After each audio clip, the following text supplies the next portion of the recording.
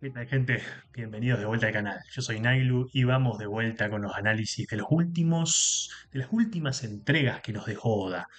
Análisis de los capítulos desde el 1183 hasta el 1185, ¿ok? Bienvenidos a lo que va a ser esta recapitulación, esta lectura barra análisis bastante por encima de lo que fueron las últimas entregas, donde nos metimos en un flashback aparentemente, donde estamos teniendo un poco de información, una isla nueva, conceptos, personajes que no sabíamos de su existencia. Y sí, nos fuimos para un lado bastante recóndito, bastante lejos de lo que es el buff y todo lo que veníamos viendo. Pero bueno, acá estoy yo soy Nailu, como ya saben, y agradezco mucho que estén escuchando. Si les interesa estas opiniones que largo yo, porque bueno, lo subo porque se me da la gana, saben cómo soy. Pero bueno, vamos a estar acá hablando de los últimos tres capítulos. Vamos a englobarlo en un solo video y vamos a ver si puedo comentarlo y darle mis opiniones, ¿ok? Porque esto lo subo para ver si hay gente que le importa o hay gente que quiere comentar la suya en los comentarios. Ya saben, ustedes lo saben. Pero desde ya, muchas gracias por ver el video. Vamos a arrancar con los capítulos, si les parece. Vamos a arrancar con el capítulo 1183. Creo que ahí se escucha la música. Bueno, sí, todo en orden. Ok, la cosa es así. En este momento donde arranca el primer capítulo que vamos a estar viendo hoy, leyendo, comentando, tenemos obviamente lo que venía del el confrontamiento que se estaba dando, ¿no? Loki versus Imo. Sé que esto quedó bastante atrás estas últimas semanas porque Oda cambió de plano, pero tenemos algunas cositas que me gustaría charlar para ver si hay gente interesada. Primero que nada, Inu tiene una historia con ardilla mitológica y con Nidhogg, o sea, con ambos seres. Obviamente sin mucho contexto, pero básicamente Loki le dice que estuvo esperando para vengarse de él, ¿no? Entonces es como que, oh, bueno. Entonces hay algo que Oda nos tiene que contar en algún momento de la historia. Esto más o menos. Por eso vemos a la ardilla bastante activa y muy, básicamente, muy agresiva para con Neroraimo. Y esto a Loki le extraña, ¿no? Porque dice, che, ¿qué carajo? ¿Qué tenés vos? ¿Qué historia tenés con este muchacho? Yo no lo conozco de nada, no sé qué carajo están hablando, pero lo único que sé es que es muy resistente, porque está recibiendo el daño de Loki, y se sigue parando como si nada. Puede bloquearlo con el Omen y con todas estas cosas que utiliza Imu en el combate, ¿no? Am, entonces, ahí estamos. Entonces, seguimos con esta confrontación y básicamente acá Imu suelta un comentario bastante random, que la verdad que me pareció muy fortuito, pero vale la pena charlarlo un toque, que es que básicamente Imu declara que los va a matar tal como hizo como una persona que se llama Douzan, mientras se encarga de empezar a empuñar su arma y a hacer otra habilidad tremenda, donde vamos a ver en estas páginas donde tienen un choque colosal entre los dos, ¿no? Pero bueno, acá un nuevo personaje al parecer, y acabó con muchísimas personas en el pasado, así que yo no te puedo confirmar quién carajo es Dosan, pero según cómo viene la narrativa y por lo que venimos viendo encima de este confrontamiento entre la ardilla Ratatosker, o sea, Ragnir, con Imu, yo en mi cabeza deduzco que esto obviamente está hablando del antiguo portador de Ragnir, ¿ok? Se llamaba Dosan. Quizás ese sea el gigante, el dios de la guerra que tanto añoran los gigantes, ¿no? Dorry Broggy desde hace tanto tiempo que lo mencionan. Pero bueno, pasando de todo esto, pasamos al otro lado del pueblito, donde está este monstruo, este dios de la lluvia que convocó este caballero de Dios. Y vemos básicamente a los padres de vuelta haciendo un acto heroico por salvar a los hijos. Oda, la verdad que con esto se está estirando muchísimo estas cosas, estas mini tramas que como que ya de tanto mostrarlas no tienen impacto y de haber tenido tantas escenas, ya uno como que sabe que son medio relleno, ¿no? El mensaje se entendió ya, Oda. No hace falta que sigas poniéndome a esta gente intentando salvar a sus hijos. Pero bueno, hay que crear un drama medianamente falso, entonces tenemos aquí Algo para rescatar puede ser que tenemos a Sanji literalmente ya casi literalmente enfrente de donde está la bestia esta, la pesadilla. Así que para cuando volvamos a esta escena ya vamos a tener el confrontamiento, supongamos, de Sanji y Killua, ¿ok? Para tener en cuenta, ¿no? Pero bueno. Bueno, hablando de... Ok, acá es donde inicia todo, ¿ok? Acá es donde empezamos a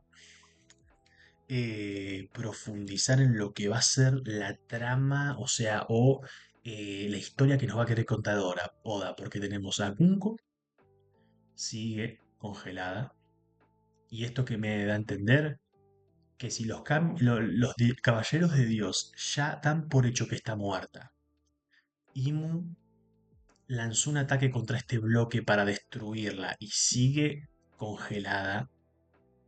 Esto quiere decir que Bunko va a quedar acá petrificada hasta el momento en que la ardilla la vaya a descongelar.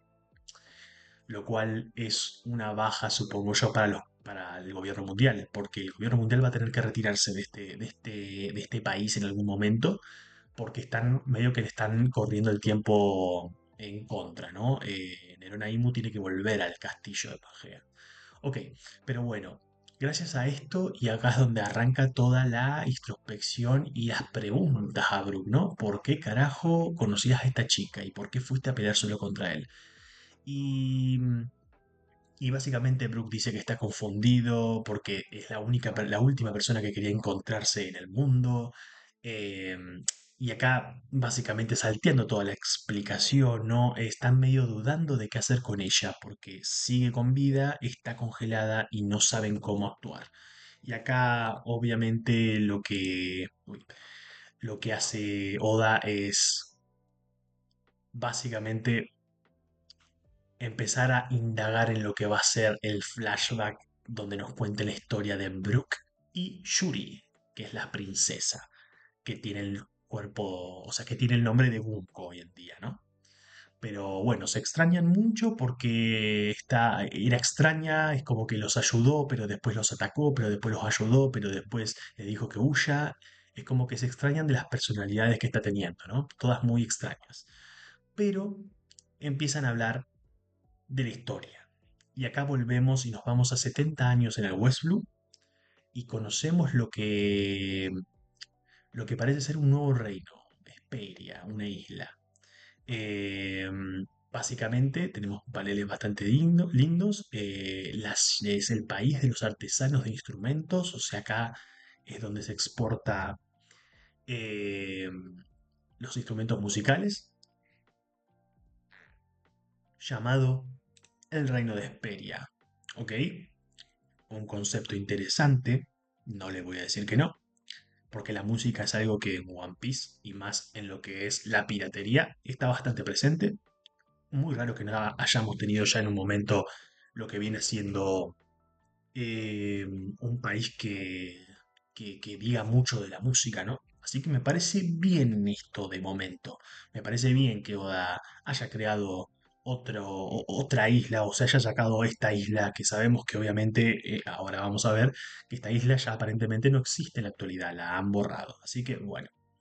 Em, pero hablando de esto, me parece que está copado el sistema de la isla, cómo se ve todo. Y nada, tenemos a Brook cantando y llamando la atención de todo el mundo. Después tenemos este panel acá, literalmente con la princesa, con la que ahora es Junko.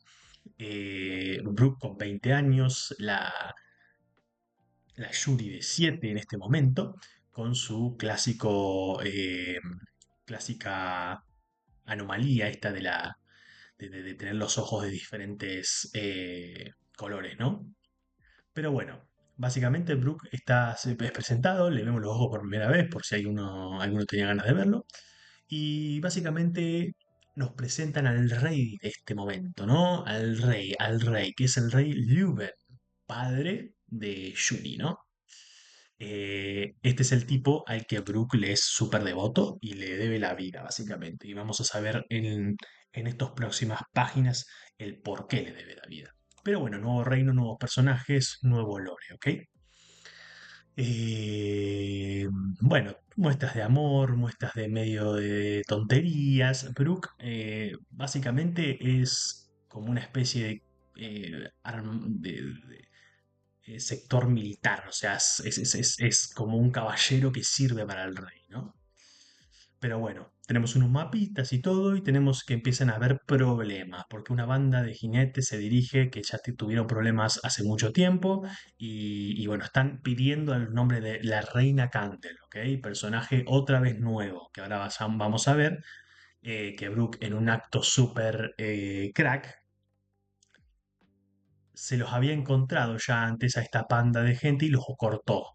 ¿Y qué hace ahora cuando la reina Candle está por salir, donde todos los malhechores lo estaban esperando? Básicamente se cortan todos al mismo tiempo porque Brooke básicamente hizo su habilidad, su clásica habilidad de esgrima, en el que te corta y él en el momento que quiera hace el efecto de que te hizo el daño, ¿no? Pero bueno, tenemos el ingreso de esta persona que parece ser como súper, súper bien venerada en esta isla, en Esperia.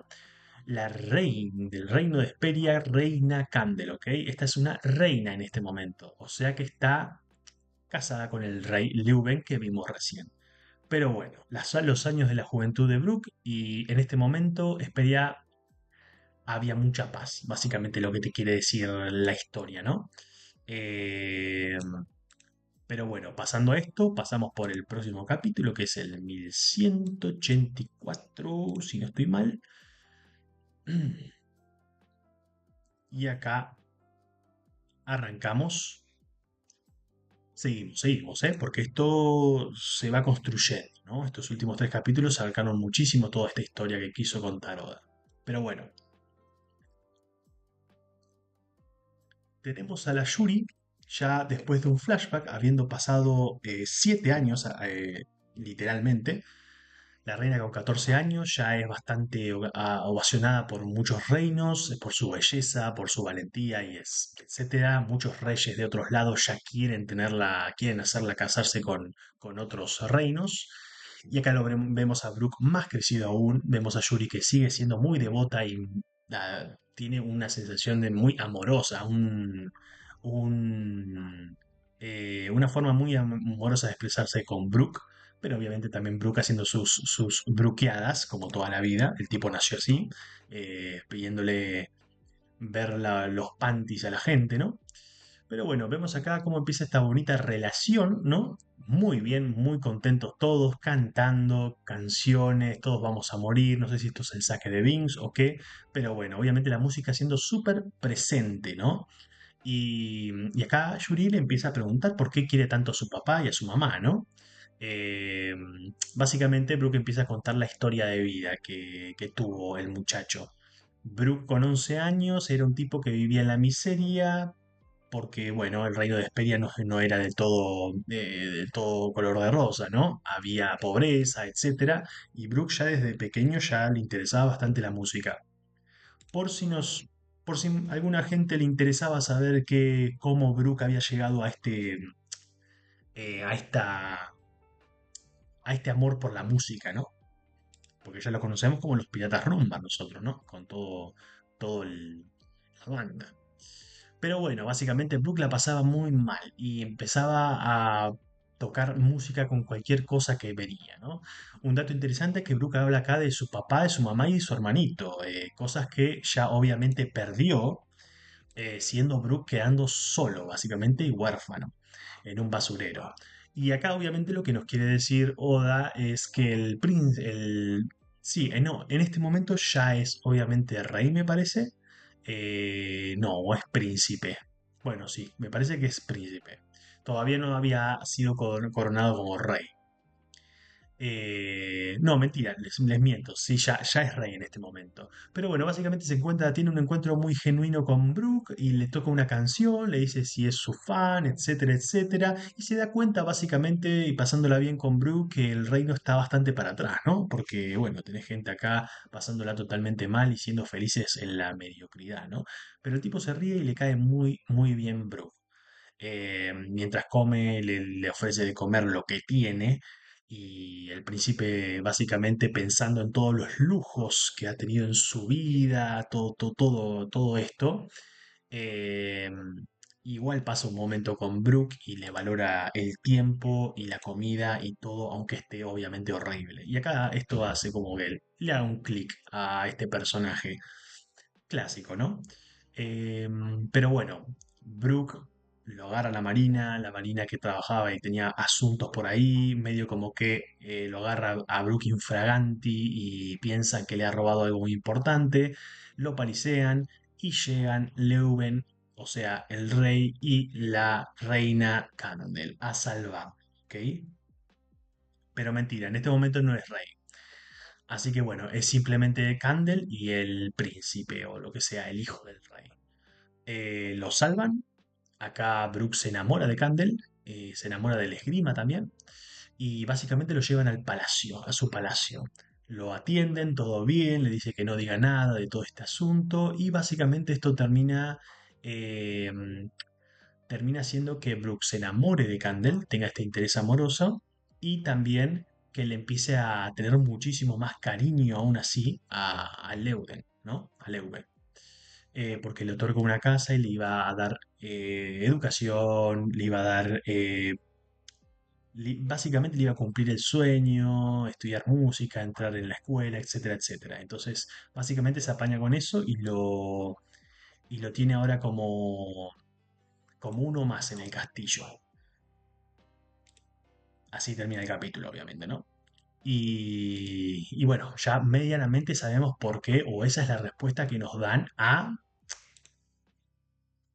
es la respuesta que nos dan al por qué Brooke le tiene tanta bronca a Yuri, a Gunko, porque aparentemente Gunko mata a su benefactor que viene siendo Leuven. Y ya lo vamos a ver ahora en este último capítulo. Pero bueno, eh, seguimos con esto y siguen pasando los años.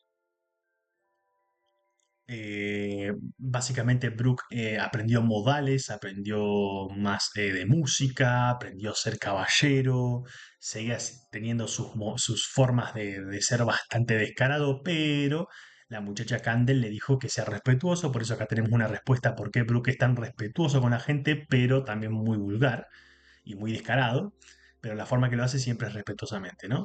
Pero bueno, ya sabemos de dónde saca la esgrima, su forma de pelear, curioso, venga de esta mujer, y esta mujer acá le dice básicamente que siempre se quiso mantener cerca de Leuven porque le gustó y ha sentido un amor por él desde siempre. Por eso se mantiene cerca de él, siendo en esta secta de guerreros que ayudan a los reyes, ¿no? Pero bueno, siguiendo de todo esto, volvemos de vuelta al momento donde ya Brooke tiene 27 años y Yuri tiene 14, ¿ok? No cumplió los 15 aún. Pero bueno, sigue contándole un poco y ahora empiezan los datos interesantes, lo que va a hacer que pasen cosas luego, el conflicto, porque acuérdense que en todo este tiempo eh, Hesperia estaba en paz. Pero esto es hace 60 y pico años, ¿ok? Empieza a contar Brooke sobre que un barco del gobierno mundial se arrastró en la costa de Hesperia, apareció un tenrubito y se armó como un quilombo bárbaro, ¿no? Eh, Se envolvió en un caos el país por la autoridad que ejercía este tenrubito y Candel estuvo postrada en cama durante muchos meses luego de que haya aparecido este sujeto extraño, ¿no? Con Candel fuera básicamente de las calles y estando postrada por unos meses, es como que básicamente te dan a entender que era como el alma de Hesperia. Todo el mundo hablaba de ella y todo el mundo la esperaba. Eh, pero bueno, Brooke dice que después de eso vinieron noticias muy grandes, que es que cuando la muchacha Candel se recompuso, el rey le dijo, le dio, o sea, rey, ya ahora sí rey porque se corona como rey, Leuden. Candel cuando se puso de vuelta bien, en buena forma, anunciaron su compromiso y fueron rey y reina, como lo conocemos al inicio de este flashback, ¿ok? Pero bueno, luego de eso, al parecer, nace Yuri. Y todo estaba bien, todo muy bien, todo muy contento.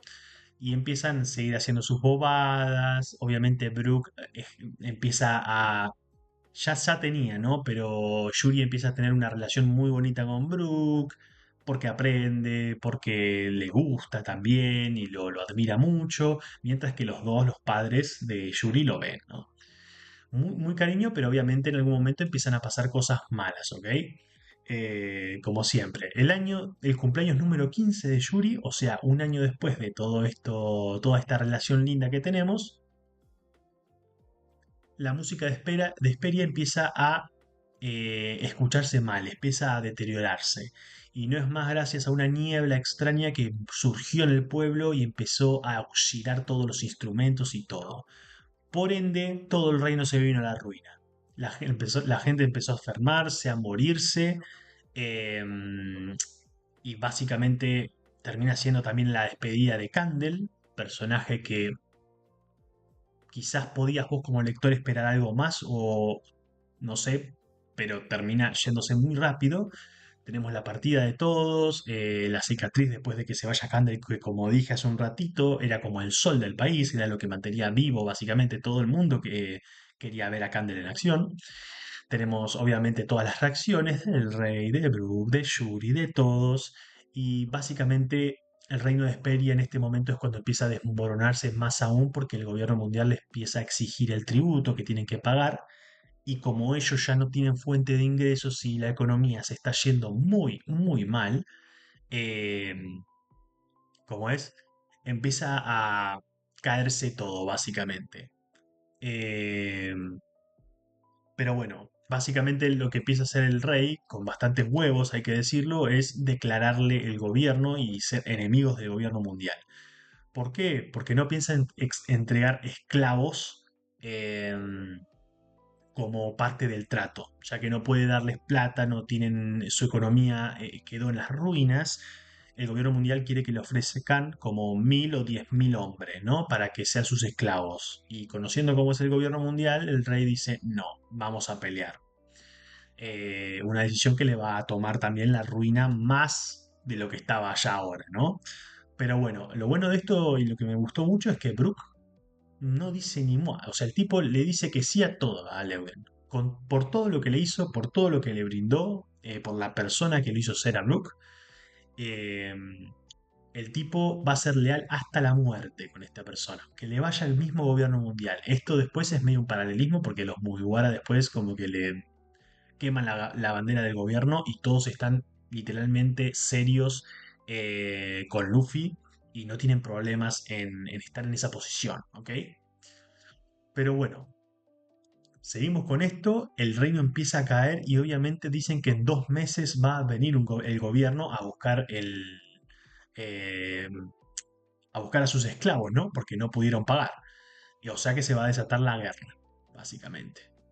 Brooke intenta seguir con esta alegría del pueblo cantando con lo que queda, ¿no? Con los instrumentos que quedan, oxidados, feos, la música se va volviendo más desafinada, ¿no? Esperando el momento en el que llega el gobierno mundial. Y en una escena y en una especie de ¿cómo lo podemos decir? En una secuencia muy larga de paneles tenemos básicamente a Brooke cantándole la canción que le cantaba a Yuri, mientras intenta defender el reino con todo lo que puede en una secuencia muy linda, muy entrelazada, igual los paneles están muy raros, pero bueno, y básicamente esto va a deparar, va a terminar en Brooke llegando a la escena en el castillo donde estaban el rey y Yuri. Y que ve lo que mucha gente podía esperar ver, ¿no? A Yuri matando a su propio padre, los dos siendo transformados en esta forma que tanto ha usado Oda últimamente, en este, este método del Domi Reversi, al parecer, El rey está postrado en el piso, muerto supuestamente, y Gunko, o sea, Yuri, pero ahora sí Gunko, está sonriéndole a Brook diciendo que ya todo terminó y si no le pone feliz. Tenemos también, obviamente, en la escena, que es muy difícil que no te des cuenta, tenemos al Gorosei, a Mars, en su modo yokai, extraño, y también tenemos un personaje misterioso con un fumando con una estética muy parecida a lo que son los Caballeros de Dios. Y con esto prácticamente termina el capítulo 1185, una situación en la que no hay muchas respuestas de lo que puede estar pasando. Simplemente está la escena final, pero nosotros tenemos que saber ahora cómo se da esto. ¿Quién es el muchacho este? ¿En qué momento hubo una especie de plan para que un Gorosei aparezca en este lugar? ¿En qué momento Hesperia es importante? ¿En qué momento surge todo esto? Y lo más importante para mí y lo que te deja más loco de todo esto es pensar en quién es Yuri o qué hace a Yuri tan relevante en la historia. Porque hay que acordarse que Yuri aparece en todos los flashbacks, aparece en el flashback de Harald y Rox, el último que tuvimos, aparece sirviéndole a Imu, aparece en God Valley, aparece luego de God Valley. Y ahora hay que empezar a preguntarse qué pasa con Yuri. ¿Qué, qué es lo importante de esta chica? ¿Por qué la fueron a buscar? ¿Quién fue el causante de la niebla que azotó a Hesperia? Que para mí va a ser el problema de... Va a ser... Tiene que ser sí o sí este muchacho de acá para mí, el que hizo que Hesperia caiga. Lo cual me parece muy extraño. Yo lo que siento quizás es que una teoría, ¿no? Que este muchacho tiene asuntos pendientes con alguien de la isla. El muchacho, digo, el que no sabemos quién es, ¿no? El caballero este es el Terriobito que llegó hace unos años a Hesperia, en las costas. Fue el que hizo como tuvo este momento en el que todo Hesperia se básicamente sorprendió de la autoridad que era. Fue el momento justo que Candle se quedó en cama un par de meses. Y este tipo, no sé por qué tenía algo que ver acá en Hesperia, lo que hizo es usar su habilidad. Sabemos que los caballeros de Dios tienen habilidades casi siempre de frutas del diablo.